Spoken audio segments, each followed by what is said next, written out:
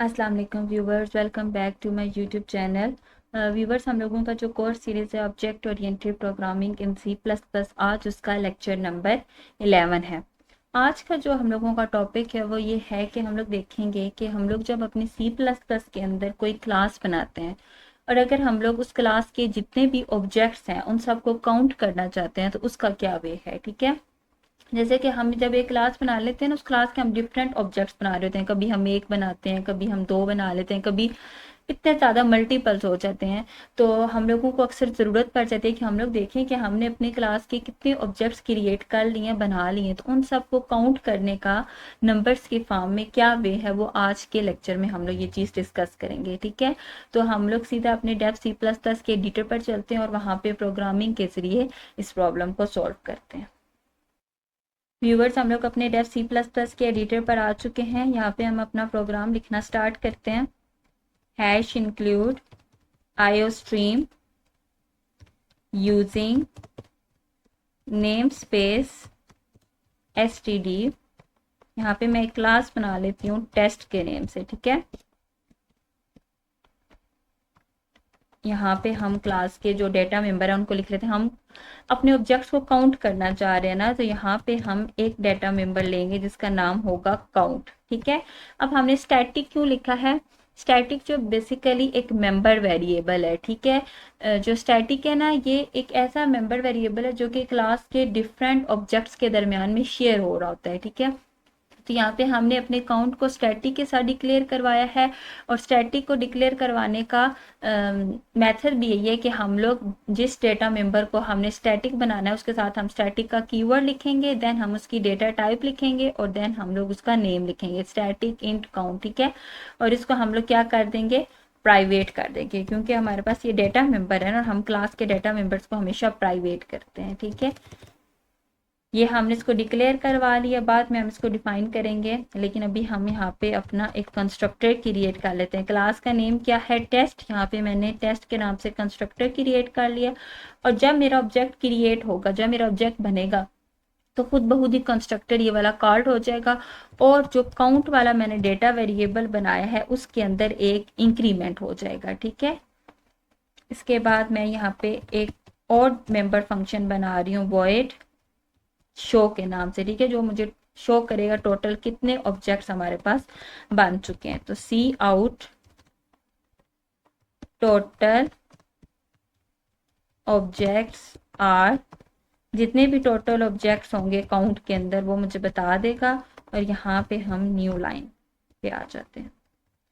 ठीक है, अब ये देखें, ये तो हम लोगों ने डेटा मेंबर जो स्टैटिक बनाया था इसको हमने क्या किया था, सबसे पहले सिर्फ डिक्लेयर किया था। अब हमने इसको कोई ना कोई वैल्यू भी तो असाइन करनी है, तो हम काउंट को वैल्यू कौन सी असाइन करेंगे, जीरो। तो सबसे पहले इसका वे क्या होता है, हमने इसको स्टैटिक मेंबर फंक्शन को हमेशा क्लास के बाहर डिफाइन करना होता है। तो ये देखिए, मैं क्लास के बाहर आ चुकी हूँ, मैंने डेटा टाइप इसकी लिखी है इंट है, फिर मैंने क्लास का नेम लिखा है टेस्ट, देन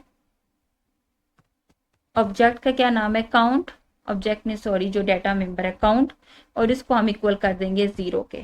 फर्स्ट टाइम ये जीरो के इक्वल होगा और बाद में इसमें इंक्रीमेंट होता रहेगा, जैसे जैसे ऑब्जेक्ट क्रिएट होंगे वैसे वैसे काउंट में इंक्रीमेंट होता रहेगा और यहाँ पे हमें टोटल वैल्यू शो हो जाएगी। ठीक है, इसके बाद अब हम लोग अपने मेन फंक्शन में आते हैं और यहाँ पे हम अपनी क्लास का ऑब्जेक्ट क्रिएट करते हैं। क्लास का नाम क्या था, टेस्ट। T1 मैंने ऑब्जेक्ट क्रिएट कर लिया है। अब जैसे ही मेरा ये ऑब्जेक्ट क्रिएट हुआ है, मेरा पॉइंटर कहाँ चला गया, कंस्ट्रक्टर में, और उसने काउंट की वैल्यू पहले जीरो थी, क्या कर दिया, वन कर दिया। वन करने के बाद अब मुझे यहाँ पे ये फंक्शन शो करवाना है जहाँ पे वन की वैल्यू शो, लेकिन अब मुझे बार बार जितने मैं ऑब्जेक्ट क्रिएट करूंगी, क्या मुझे बार बार ये फंक्शन लिखना पड़ेगा, तो नहीं, मैं यहाँ पे इस फंक्शन को कॉल करवा लेती हूँ। ठीक है, कि अब जब क्या होगा, जैसे ही ऑब्जेक्ट क्रिएट होगा खुद ब खुद पॉइंटर यहाँ चला जाएगा, कंस्ट्रक्टर में काउंट की वैल्यू इंक्रीमेंट करेगा और यहाँ पे जो भी ये वाला फंक्शन कॉल होगा और यहाँ पे ऑब्जेक्ट की जितनी भी वैल्यू होगी, 1 2 3 जो भी, अभी तो फिलहाल 1 है ना, तो वो मुझे यहाँ पे शो करवा देगा। ठीक है, हम इसको रन करके देखते हैं, return zero, compile and run.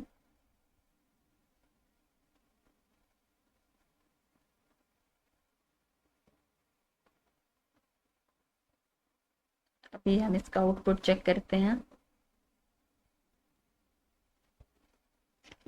थोड़ा सा इसमें टाइम लग रहा है।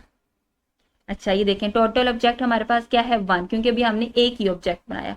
अब देखिए कि मैं यहाँ पे और ऑब्जेक्ट्स क्रिएट करती हूँ, जैसे कि T2 हो गया, T3 हो गया। अब मैं अगर इसको करती हूँ compile and run,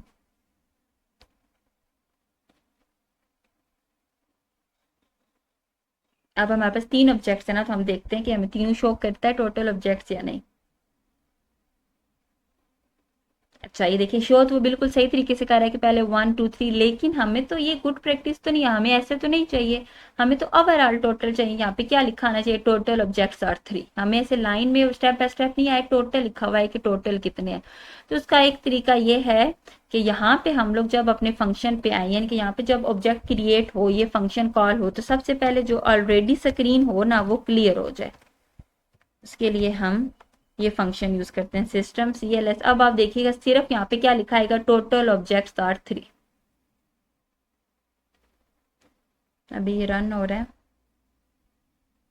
total objects are 3। ठीक है, एक बार मैं आपको फिर से एक्सप्लेन कर देती हूँ कि सबसे पहले हमने क्या किया, हमने टेस्ट के नाम से एक क्लास बनाई है। इसके बाद हमने अपना प्राइवेट के अंदर एक स्टैटिक मेंबर फंक्शन बनाया है, जो कि स्टैटिक डेटा मेंबर बनाया, जो कि क्या है काउंट के नाम से। ठीक है, फिर हमने अपना कंस्ट्रक्टर क्रिएट किया। कंस्ट्रक्टर के अंदर हमने काउंट की वैल्यू को इंक्रीमेंट करवा दिया और जो शो वाला फंक्शन है उसको कॉल करवा दिया। अब सबसे पहले क्या होगा, सबसे पहले काउंट की वैल्यू क्या है 0। जब हमने टेस्ट T1 ऑब्जेक्ट बनाया है, T1 बना दिया, तो यहाँ पे कंस्ट्रक्टर कॉल्ड होगा।